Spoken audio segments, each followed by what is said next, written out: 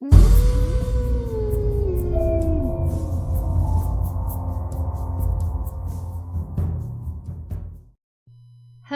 fairy finders and fairy seekers. Welcome to FaerieQuest. This video is called The Fairies Are There, and in it I'm going to share some photographs to let you know how I oftentimes choose the location that I'm going to photograph in. In other words, if I'm on a long trail, what is it that I see that says, hey, take a photograph here, or take your photographs in this area? This is where the fairies let me know that they're going to be. It isn't always that cut and dry, and it certainly wasn't in the very beginning when I first started photographing, but now I do pay attention because they share more with me than they once did. I was just learning. So now little things give me an indication, and you'll see what I mean in this first photograph. Before we get started though, please use your magic wand on that like button, subscribe if you haven't already, and consider supporting this channel by leaving a donation using the link in the description box below. Imagine sitting at your desk and looking up at the clock and seeing this on your wall. This is actually sun coming in the window and reflecting on some little figurines that I have sitting on the top of my window, and it reflected beautifully on the wall. This has only happened one other time since we moved into this house, and I did take a picture of that one as well, but it definitely wasn't as defined as this one.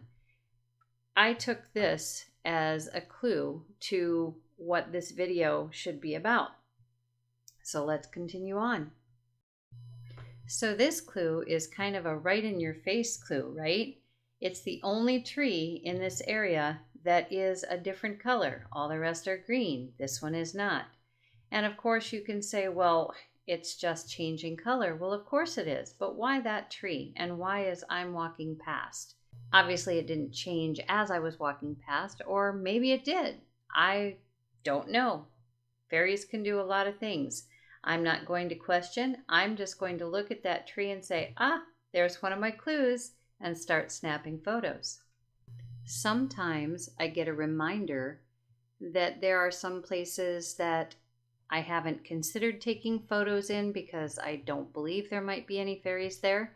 When you look at this trail of rocks that someone put across to try and clog up the river, and as you can see, we're water low anyway, but it reminds me of a little pathway that fairies might walk across. And it let me know that, hey, you used to take pictures of rocks and water. You haven't done that in a while, so give it a shot. You're going to find fairies because we brought this to your attention. And there are rock-dwelling fairies and there are water-dwelling fairies. The water fairies are a lot harder to photograph, but every once in a while you can get a really good one. The rock fairies are a little more prominent. Sammy led me to this tree, and as I was walking towards it, I realized that it looks like a giant's foot. The heel on the right, the toes on the left. Obviously, I thought of fairies, big and small. Also, I feel like this was to let me know that it is a good idea every now and then to photograph singular trees, not just groups of trees, because almost every tree has a tree being that cares for it, from seed to death, and you might actually catch a glimpse of that tree being in a photo. Of course, other fairies hang out by trees too, so you never know what you'll find. Here, someone left an open clamshell. The two pieces are still attached, and if you turn the picture upside down, you see a butterfly. It has the body and the antenna and everything. Obviously, when I think of butterfly, I think of fairy. Everything leads back to fairy for me. So I feel as though this was the fairies saying, you can photograph on a sandbar as well. You never know what you're going to find close to the water or by, say, a fire pit somebody might have built, or there's just so many places that fairies can be. So this was a good reminder too, not to forget about a sandbar. I took this photo from the bottom of a boat ramp, and it really stood out to me, this particular piece of wood. I just felt the need to take a photograph of it. It is one of those that's far enough away that I have to zoom in with my little camera, and oftentimes the zooming in tends to get a little unfocused. It is a little unfocused, but we can still see how cool the wood is. And this is a fairy thing here. The fairies were sharing with me by bringing this to my attention that even things that are far away, I can go ahead and zoom up, and if I can get myself to be steady, I will find fairies in an area like this. So don't just not take the photos just because I have to focus in. This was an unexpected delight. I feel like these items were gathered and placed here just for me to find. It's always nice to know that the fairies are aware of you. And granted, there's nothing super special about what's here, but we have 2 leaves, a piece of wood, and a feather in one little spot, kind of a hollowed out area of the beach. So I feel as though they were letting me know that don't ignore the beach, especially if it's wet, because there can be little footprints, and that would be kind of a cool thing to be able to photograph. And since there's all different sized fairies around this area, they don't necessarily have to be really tiny footprints. They can be, the length of a deer footprint, or they can be maybe half the size of a human, maybe even giant footprints. So this again was a reminder to look over the beach and perhaps down by the water to see what kind of footprints I can find. There are times that a place just looks magical. This is one of those. And I have taken pictures in this area, and I have gotten some pretty good fairies through here. I haven't gone through all of the pictures for this as yet, but we go here about every 3rd day or so, and it has never lost its magic for me. Actually, all the places I've shared with you so far, I have found fairies in, except I cannot say that I've found footprints on the beach yet, but as you saw in the photo, a gift was left for me, which was pretty exciting.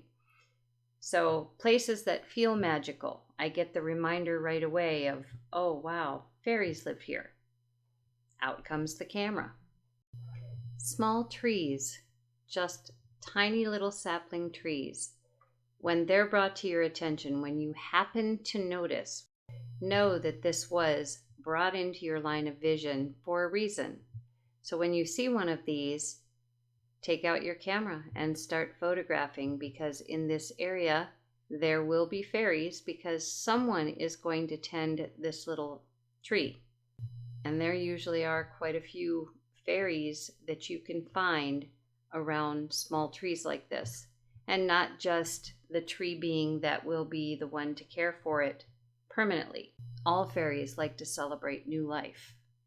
Wherever there is an abundance of unique color, these whitish silver fronds, I'm not sure what they are absolutely beautiful, waving in the wind, and they have a silver sheen to them.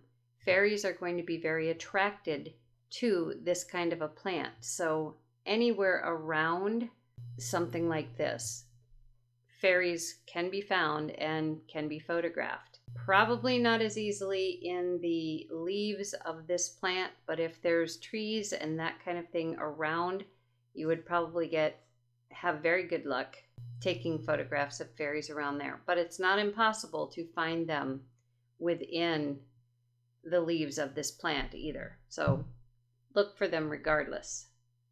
Back to trees again. Pay close attention to the trees that have holes in them, because those make great places for the fairies to make a home. And that includes downed trees, logs, anything that has any kind of a hole in it that could be made homey. These automatically make me think home, because at one point in time, I did actually take a photograph of a tree and find a little door made. It wasn't made by the human hand.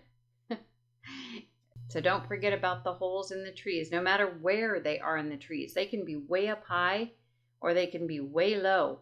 It doesn't matter. They make great homes. The last photo here is a reminder to pay attention to reflective surfaces.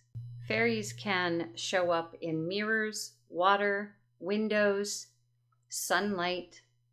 They use these things as a way to create themselves energetically. As you can see in this photograph, there is a being, the head of a being, a rather large being, in this small window of my outbuilding. I did not expect it, but again, when you are going through your photographs, pay attention to those areas, because you never know what you're going to find. And if you are accustomed to taking pictures of fairies, they will come forth to you in whatever way that they can, so that you will see them. So I hope you've enjoyed this video and that it gives you an idea perhaps of where you can take photographs, and that everything is magical, but it's magical signs that can really make a difference in your photographs, where you would maybe find fairies in 8 of them, 8 out of 10, instead of 1 out of 10. It can make a major difference. So that's it. Until the next video. Take care.